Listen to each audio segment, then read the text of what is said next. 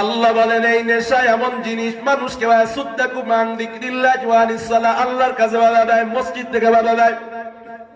সামান্য বিড়ি যে খায় ও চিন্তা করে বিড়ির গন্ধে মসজিদে গেলে আর একজন জেনে যাবে ওর কপালে মসজিদ নাই।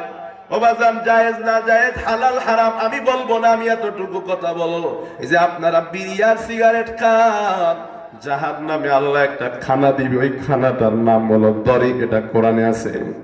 আল্লাহ কয় জাহান্নামে এই খাবারের বৈশিষ্ট্য থাকবে দুইটা। একটু বলেন না কয়টা? সবাই বলেন, কষ্ট লাগে আপনাদের? কয়টা বৈশিষ্ট্য? আল্লাহ বলেন লা ইউসমিনু, পিপাসা মিটবে না এই খানা খাইলে, জাহান্নামে যেটা আল্লাহ দিবে। 2 নাম্বার ওয়ালা মিন জু, ক্ষুধাও মিটবে না। আপনারা আমাকে জবাব দেন।